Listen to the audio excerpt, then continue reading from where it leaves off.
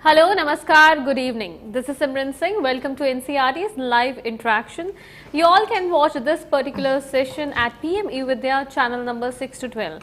Or you might also connect with us to our YouTube channel that you all know it is NCERT official. Now it's around 4 PM on your watch and it's time for a very special session that we call webinar. And in today's webinar, we'll get to know about the digital initiatives by states and union territories and autonomous organizations, Kendriya Vidyalaya Sangathan. And to tell more about that, we are also joined by an expert in the studio. Let me introduce her to you. We have with us Mrs. Priya Thakur. Namaskar, ma'am. Namaskar. Welcome to NCRT. Welcome to the webinar session. Ma'am is a Joint Commissioner Academic at Kendriya Vidyalaya Sangathan. Viewers, it's our live interaction. If you have any of the questions, so feel free to reach out to us in the comment section of NCERT official. All your questions, your queries, your feedbacks and messages are most welcomed in the comment section. Besides, if any of your queries remain unanswered, so here is our mail ID on your screen. You may also write to us at training.helpdesk@ciet.nic.in. Besides, kindly note our contact number flashing on your screen. It is 8800440559. So you may dial this number and we'll try to resolve all your queries. So Mrs. Pia, let's get started with the conversation. Well, in this pandemic, it has been really tough to connect with students, and that too with the help of technology. Right. So how these digital initiatives were ensured and what we have in today's discussion for our viewers? Well, I have a presentation. I will be giving you complete details in that. And before I start, my presentation, I'd like to, in fact, say a few things firstly about my organization. Sure. Okay, about KVS. So, Kendriya Vidyalaya Sangathan, it is one of a kind organization which is having 1245 schools spread all over India. Okay, and we have also 3 schools which are located abroad.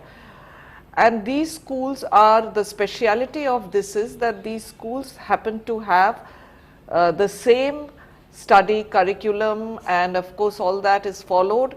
And throughout, the basic idea was of setting up Kendriya Vidyalaya was to give a facility to transferable central government employees, that when they move from one part of the country to another, their children get all the same kind of education everywhere. There is no interruption in the education. And of course, now we also have children from other categories, not just limited to central government employees.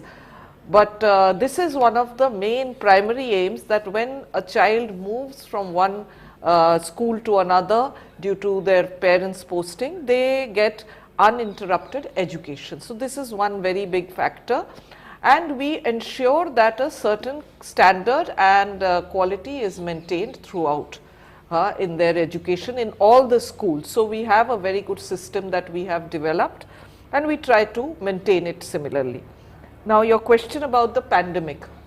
Yes, the pandemic definitely threw up a lot of challenges for us, because it was new, absolutely new thing that came and hit all of us. And I guess the first month in 2020 when it happened, most of us didn't know what to do. Yeah. It was that kind of a situation. We really didn't know how to go about things. But we actually started, immediately we started with our efforts. There was a lot of brainstorming within our organization. Of course, at our headquarter, we have our headquarter in Delhi. So at the headquarter level, a lot of brainstorming was done. And also we have regional offices, because obviously schools spread all over India, it does require regional offices. So we have 25 regional offices. We interacted with the head in the regional office. We interacted with teachers. This was all, that is when the first online thing. And what was good was that Kendriya Vidyalaya Sangathan, we had started with digital initiatives actually much before the pandemic, or none of us even knew about it. So certain things were already in place. That was one saving grace that we had.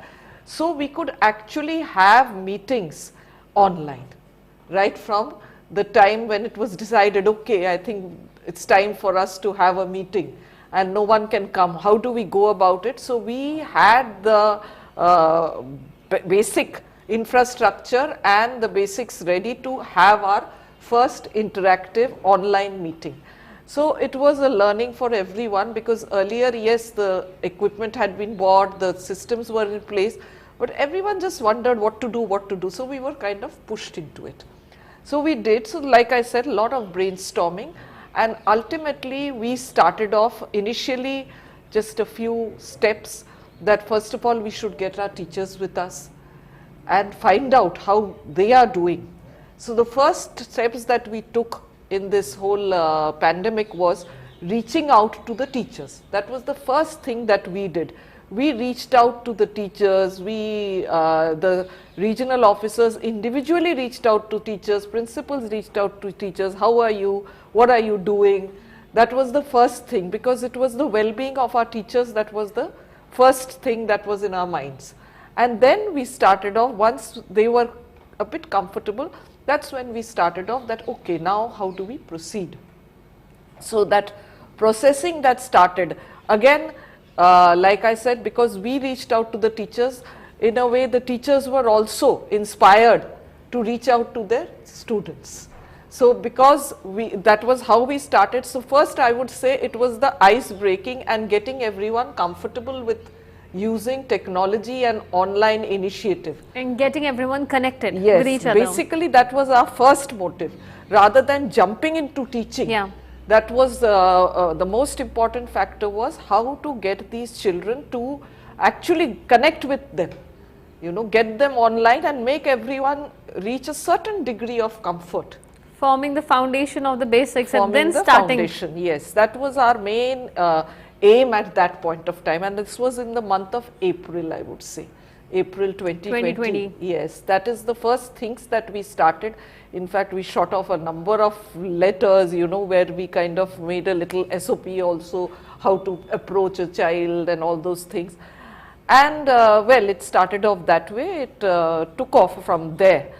And once we kind of got a number of people on board, that's when we felt that, okay, we have a large number of children with us, but we also have a large number of children who are not there with us. So that is when we started working on a plan. So now I can start with my presentation, where I would say that, you know, what exactly was the plan. So the first plan was connecting with students. This was our first aim, how to connect with the students. You know, we wanted to reach out to every child. So getting every child to be the first thing that we did was mapping the students. Every child enrolled with us, we tried to connect. Now there were a lot of children who did not have digital devices also. So there were, you know, we reached them through phone calls, through other children. A whole lot of methods were used to connect with the children, you know, to just see, okay, who is on board, who is not on board. That is it. So I feel very happy to say that we started mapping. When we started mapping, this was sometime in the month of May 2020. When we started mapping, we started with about 40%, 45%, 40-45% who were connected with us, connecting with us. And by the end of, you know, say about the end of the year, we had gone to 98% with whom we were connected, and a lot of methods were used to connect with the children. So mapping of students was something that we did. So this was the first thing, as you can see in the PPT, mapping of students. And then after we connected with the students, we also did a further exercise where we divided children according to who had access to devices, who had complete access. Okay, that means every child had a single device. Yeah. That was one thing. And second thing that we saw was children who had limited access, who had the device but limited access to device. And then finally children who have no access to devices. So we divided them into a number of categories so that, you know, we could develop our lessons and everything accordingly. And this was done state-wise, of course, school wise, this was done at the school level. Every school actually went out of their way to, every teacher would ring up, the class teacher would ring up. If one child was not traceable, they would ask their friends, okay, you find out from here. We would have even teachers going to their houses and okay, finding out, are they there, are they connected, are they living here anymore. So this was a massive exercise that So how much time span did it actually take to get everyone on board on the same platform? I told you, it took over a period of about 3-4 months. But we were doing this every 15 days. Okay. Every 15 days we were following this up. After 15 days, again we would go through this exercise. So it went on like that. Like I said, we started about with 40, but we finally almost reached 100%. So that was one thing that we did. That's, we could say, well begun is half done. Yes, that was a very big thing. Then second thing was, that was very important, was that what were the resources available. You know, okay, like I said, we divided children according to the devices availability of devices.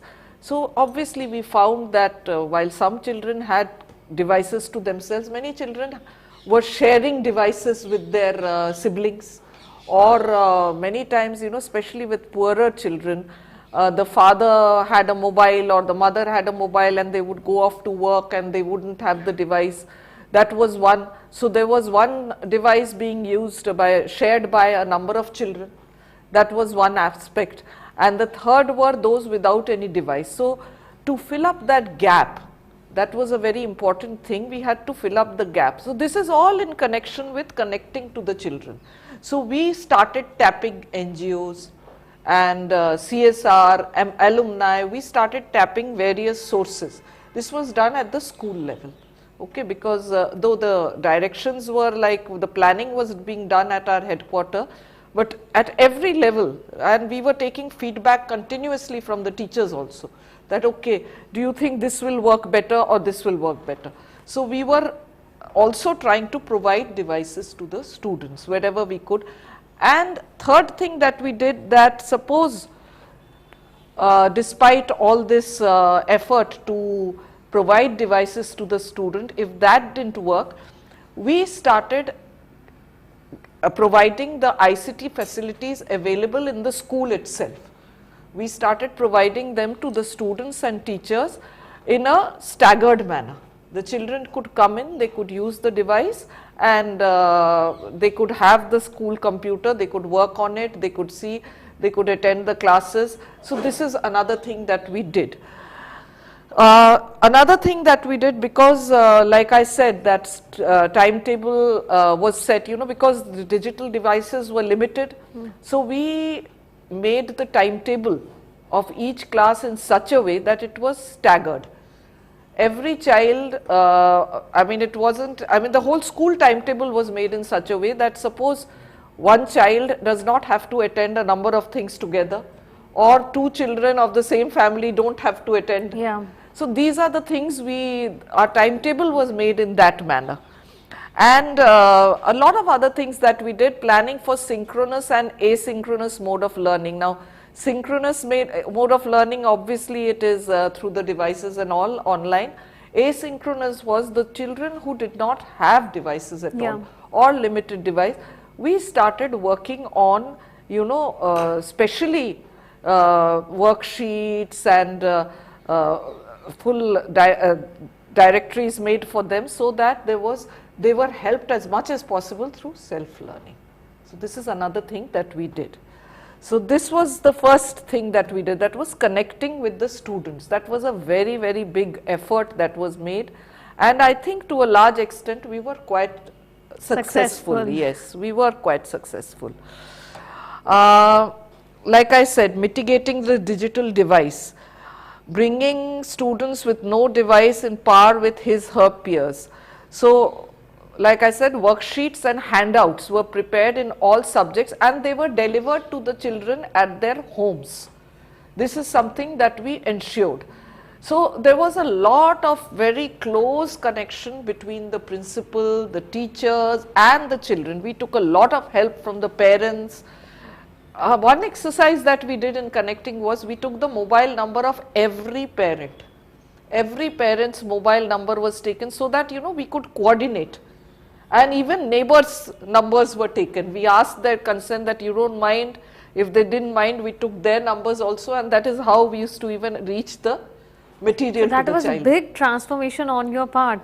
Yes, it was a lot of work, but it was very nice, it was in the sense that it was, we were like working in mission mode at that time. Yes. Okay.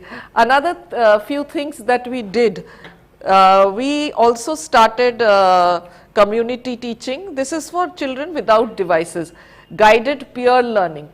So, something that we have been talking about in the education system for a long time, peer learning, peer learning. This is something that we did, that was guided peer learning. Children would help each other. If you are living in the same locality, we would encourage children that please help each other, help your peers in learning.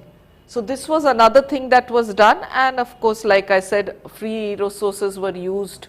DTH channels like Swam Prabha and all that was used by the children.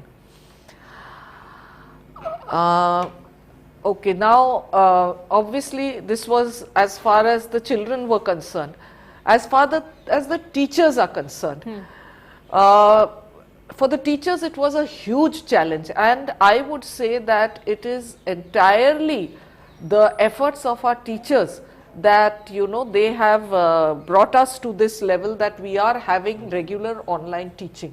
It was their efforts. Without them, we really couldn't have done something anything. Like this, it came on board and it was made possible. Like we used to say that online education, it means something. Yes. And now it's a common term. Yes. And it is because of the teachers. Yeah. I would like to emphasize that, it is because of the teachers. So, we felt, and a lot of teachers are not comfortable, were not comfortable with technology in the beginning. Yeah. So, we did a lot of training of teachers.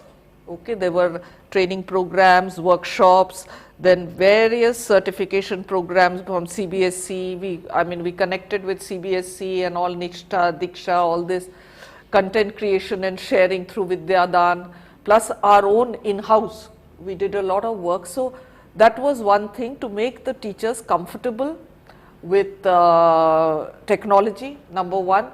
Second, provide them with the material so that they could teach online, because online classes have to be different from the physical board and chalk and board teaching. The infrastructure and the setup has to be quite different. Everything, and you don't have the option of that chalk and board. Yeah. So much, the child would lose interest. So, it was necessary that content creation and sharing of content, content which would make a child interested, that had to be created and shared with the teachers. So, that is something we really put a lot of emphasis on.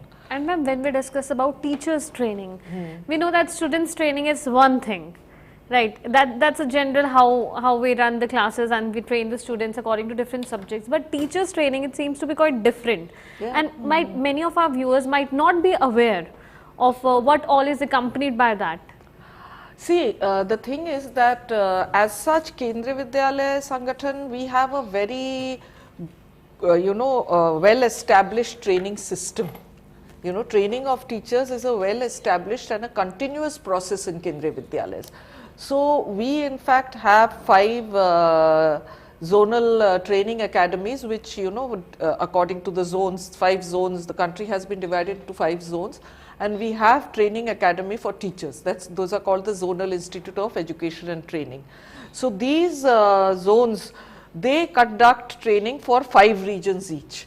Okay, and well, like earlier also, we have a in-service course training that goes on throughout the year, twice a year in fact, and we have these zonal training academies. They conduct workshops throughout the year. Okay, throughout the year, about each training institute conducts about 30 short workshops, 3-day, 5-day duration. So, this was something earlier, yes, they were in physical mode.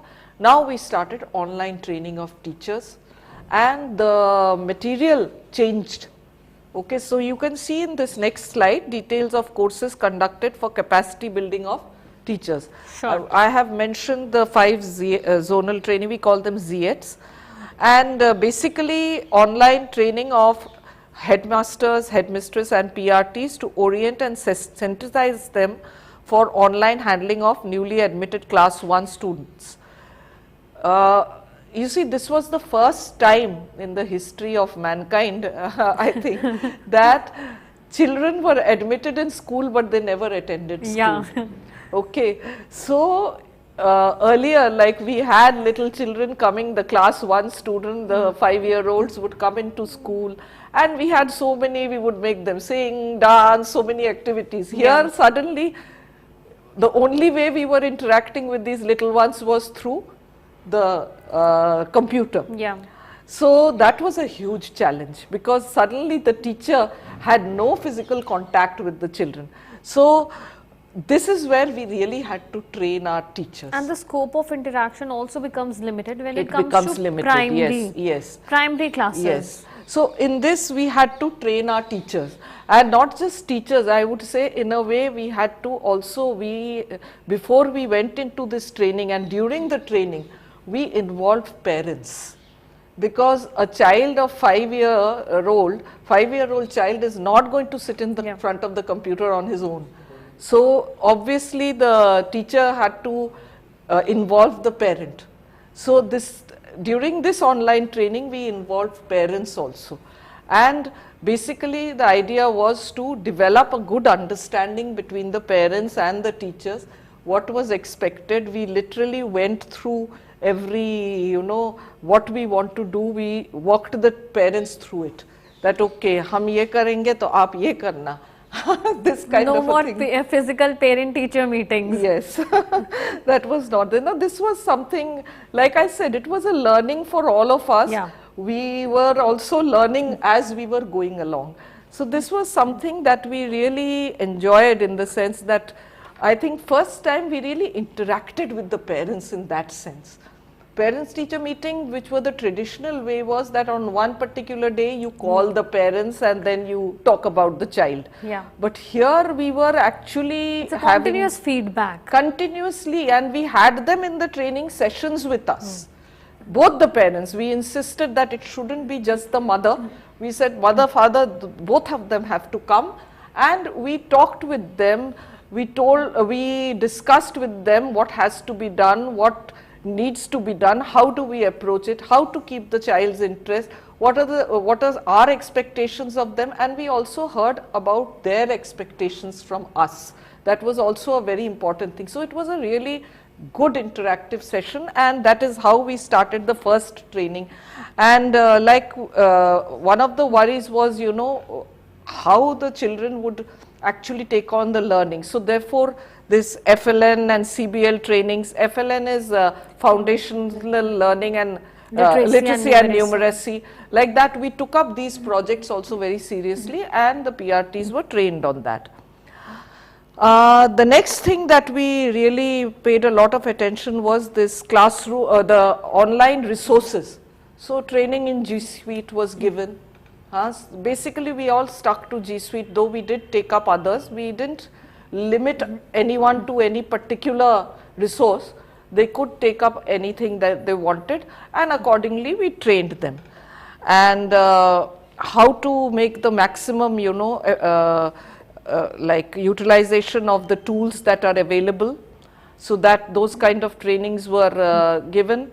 Then there was also training on how to design e-resources themselves, because a lot of e-resources are available on the web, but customizing it according to your own requirement, the teacher had to be trained in that also. Yeah. So we did that, because like I said, a lot of teachers were not comfortable with technology, and this was important. But again, like I said, I'm so proud of our teachers that they really surmounted this huge barrier that was there, that they didn't know, and they could actually start doing. And now they're very comfortable with it, and they've come up with such wonderful innovations, I would say. So otherwise, yes, teachers were also attending online training programs like Nishtha, Diksha, everything.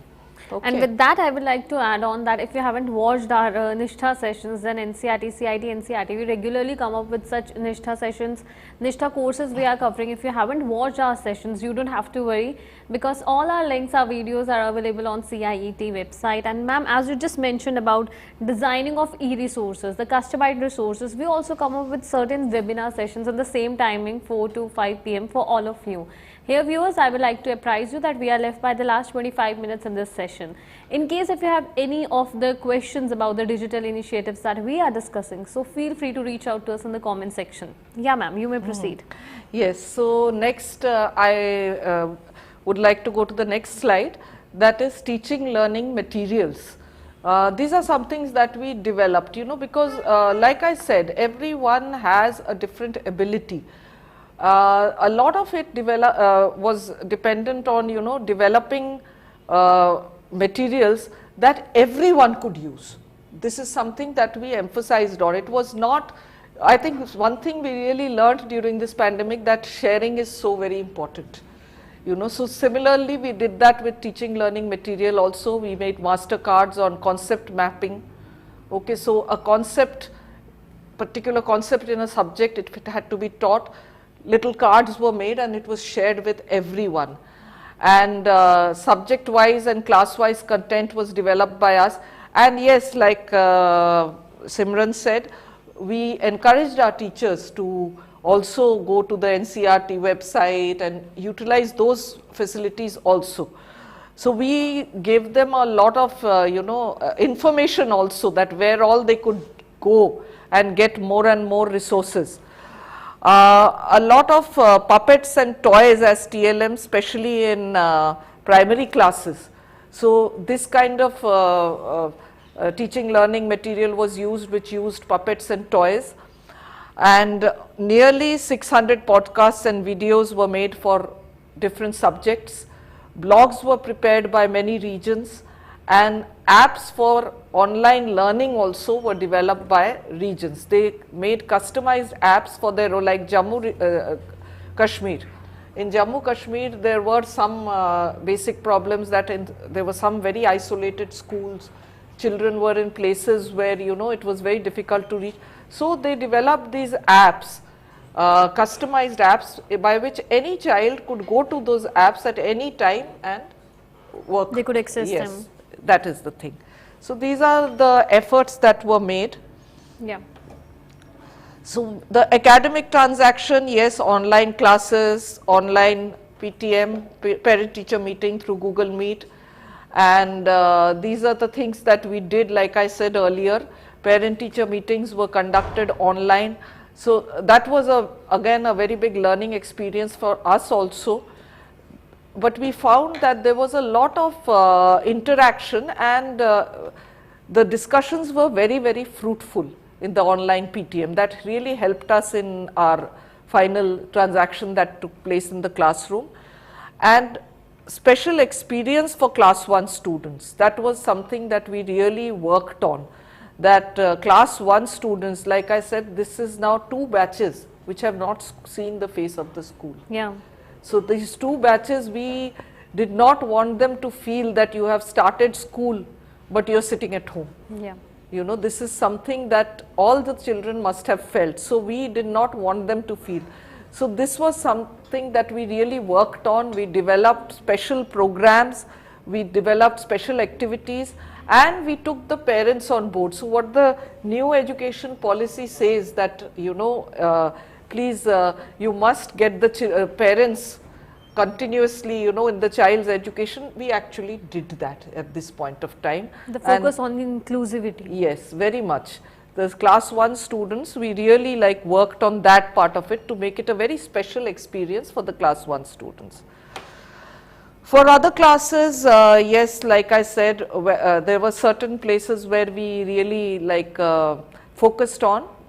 Of course, the focus was on the regular studies also, but certain projects that we took up was on, you know, honing mathematical skills and scientific temper, and for which OLABs, for virtual experiments, This is something that we encouraged, and students started using this, students and teachers. Different apps, we would give them the information and the teacher would select the app that suited her the best, and the children would also join in. Virtual science exhibitions were held, and toy-cathon, all this was held. And of course, the regular programs like Jigyasa in collaboration with CSIR, that was done. In fact, in Jigyasa, there were these virtual tours that the children did. That was also really like well taken by the children. They really enjoyed that, though it was all virtual. And of course, the regular programs like Olympiads and all this was held in virtual mode.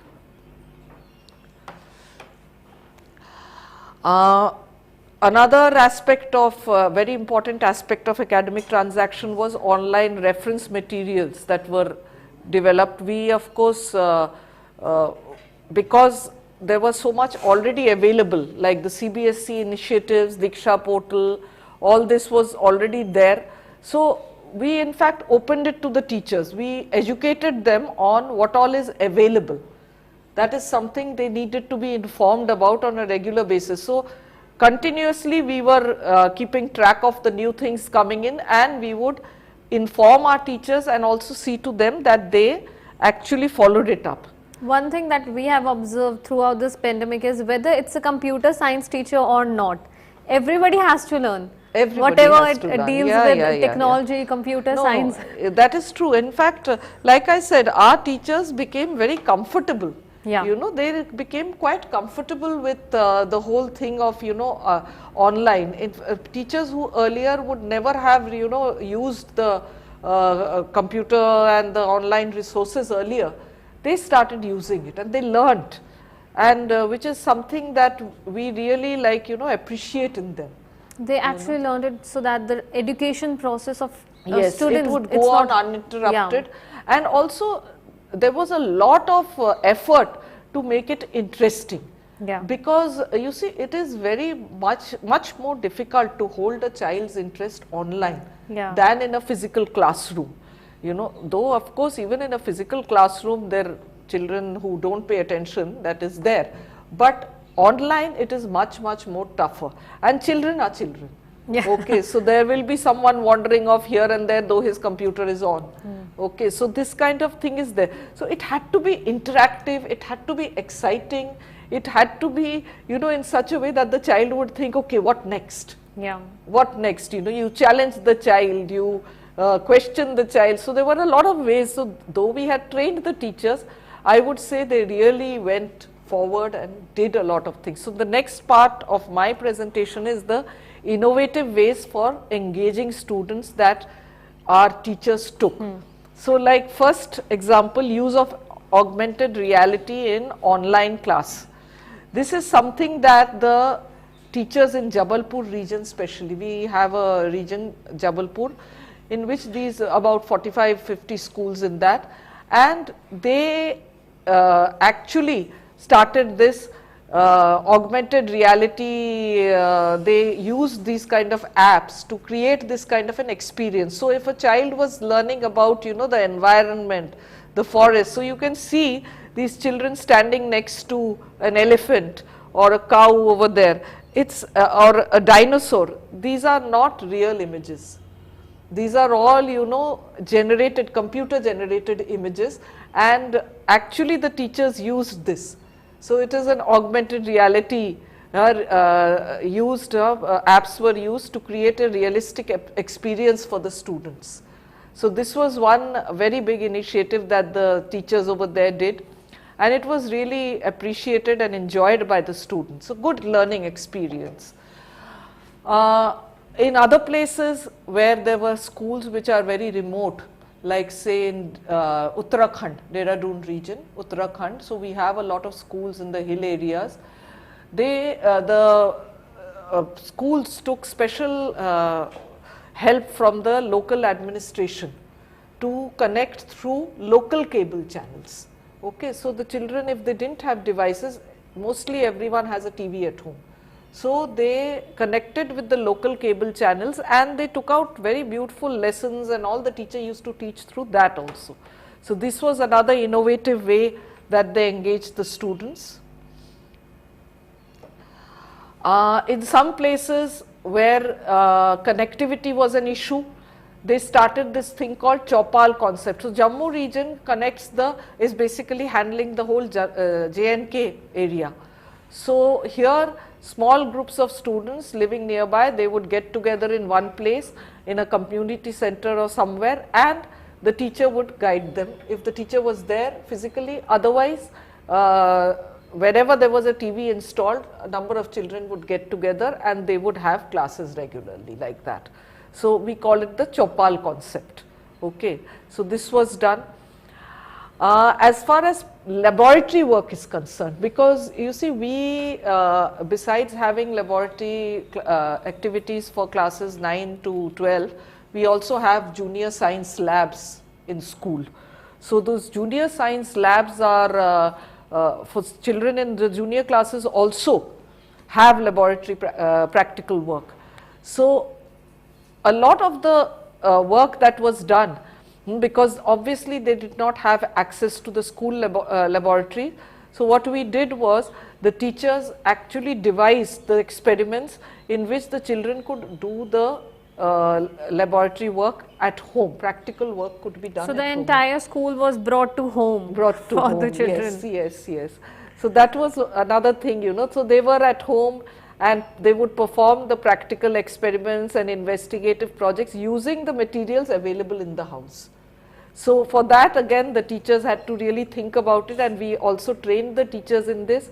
We involved, you know, this thing Homi Baba Center, and we worked with them so that we could develop these very user friendly practical work we could do, you know, something that could be done from home itself. Okay, so there are a lot of things, I'll just quickly go over them. One is online live classes on various social media was also done. You know, like I said, we tried a lot of ways. So there were, like, you know, Facebook, through Facebook it was done, telecast live classes by distinguished teachers. So besides, this was all studying part. Now it comes to the other part, you know, like because children are at home. Non-academic area. In non-academic area. Or I could say the interesting part. Yes. So one thing one realizes, especially during the pandemic, that besides the classroom, there are a lot of other ways for children to learn. Yeah. And we started exploring that. So one of the things that we did was connecting with grandparents, elders through folklores. So that is something that we encourage the children to do. They also learn to document that, in fact. So the child would interact with their grandparents or elders, and then, you know, asking them about their childhood. And we would also tell them that please tell them about your childhood and things, that how things have changed, and, you know, maybe historical something, events and all that at your time that happened and which now is history. So that they would do, and the children would write about it, talk about it in the next class. So this is one thing that we did, so that they would interact with people around them.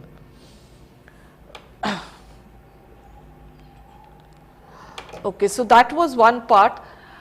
Besides that, mental health guidance and counseling. Now this is something that again was worrying us quite a bit, because being stuck at home is very difficult for a child, no time for playing. So there are a number of programs that we are doing, like Awakened Citizens program with Ramakrishna Mission, then MANODARPAN is there. Besides, there are some programs that we have already had for a long time, adolescence education program. One very big initiative that was taken was that each Vidyalaya started an email dedicated for counseling the students. This was one very big initiative that was taken. Any child with any kind of problem would just drop an email. So that there would be a team of teachers and the counselor in the school who would look into it, and they would reply to the child. If necessary, they would talk to the child also. The counselor would connect with the child, and that really helped a lot. you know, and of course there were programs like slogan writing competition, poster making, all this was also done. We did some physical fitness and yoga. Now that was another, because that is a major part of our program, our whole academic program, physical fitness. We have sports period, we have a very big calendar of sports activities, right from starting with school level games to our national level games. So we even had little programs like this. First was daily physical education activity, that was done. So every day, this day would start with some kind of physical activity. There were challenges that were there, and like you can see, yoga week celebrated, all this was also done. Another thing that we did was, you know, healthy eating habits, because staying at home, we got a lot of mothers telling us that the whole day I am cooking food for the children.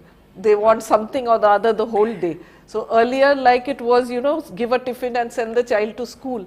Now they were munching the whole day. Initially, people started doing experiments, yes, with the regular cooking, just in the initial phase of pandemic.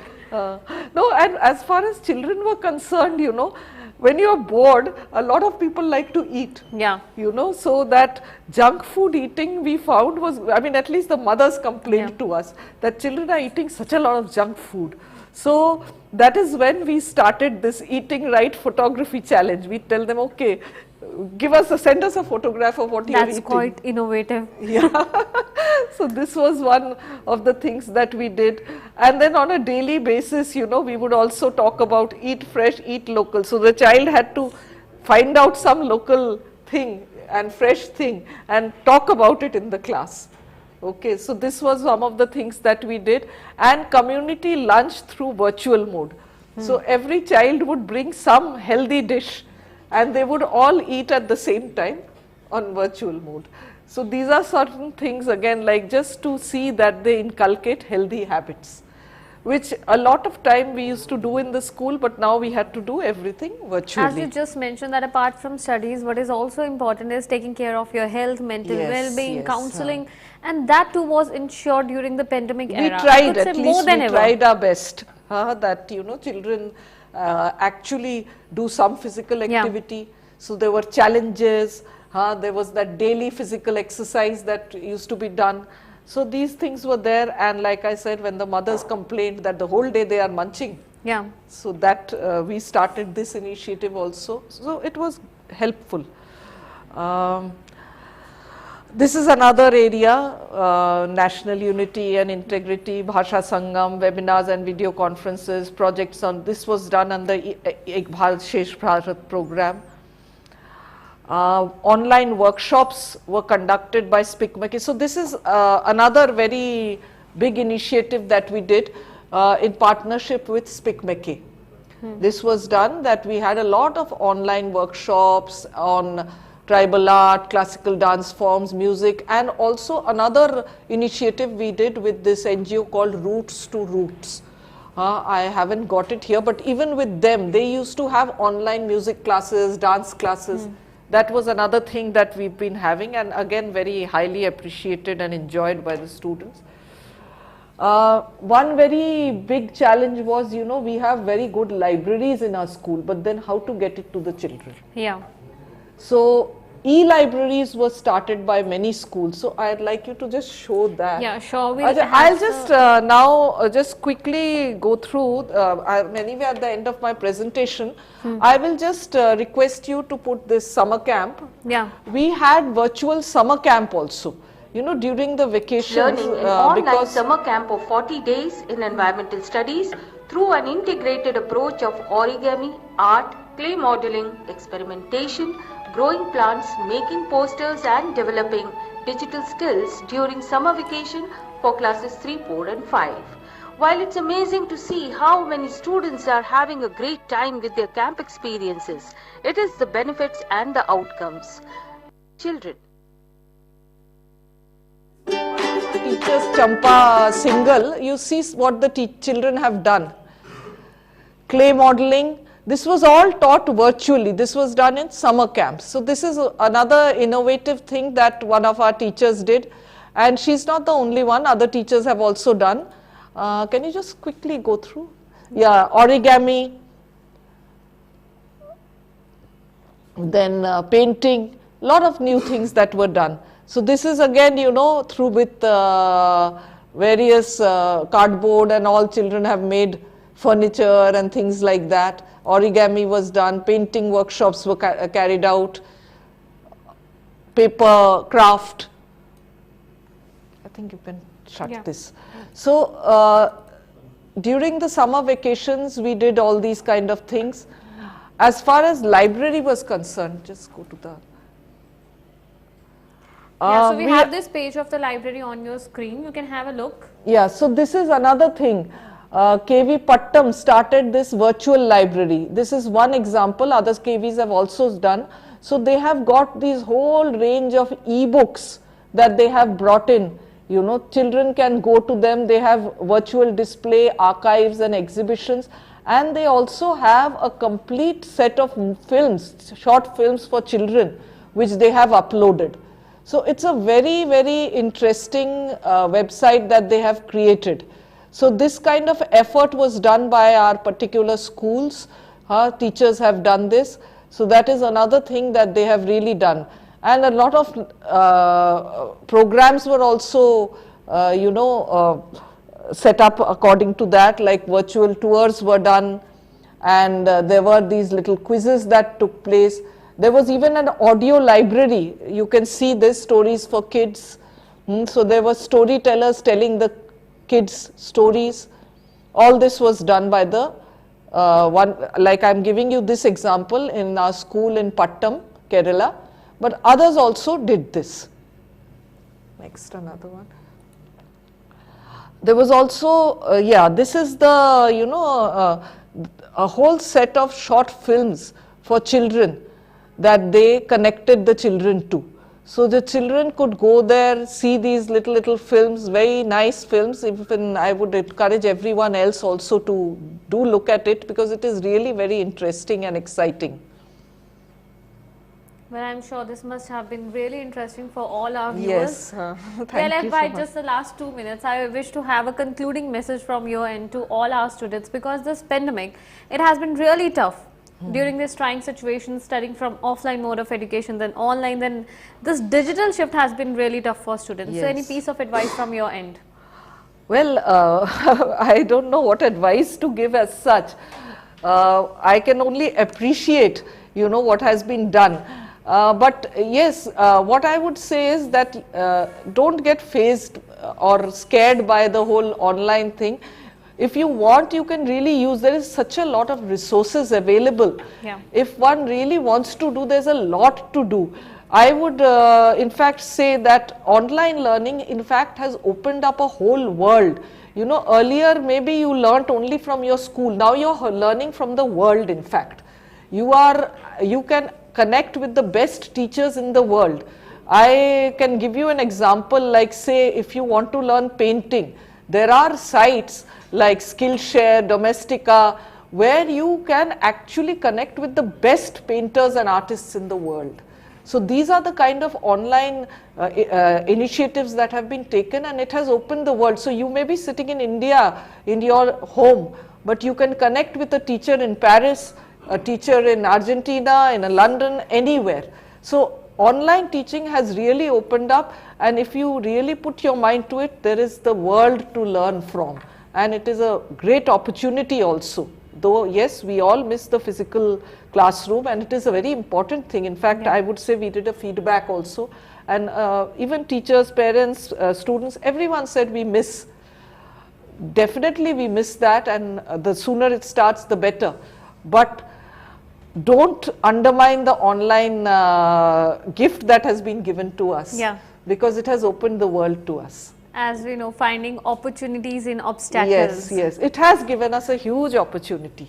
So thank you so much for being with us at this session and introducing our audience to various new innovations, apprising them about different activities, different innovative techniques that teachers on board has taken them. Thank you. Thank you so much. Thank you to all the viewers who have connected with NCRT for this particular session. Stay connected. Our upcoming session is Sahyog. Namaskar. Chaliye.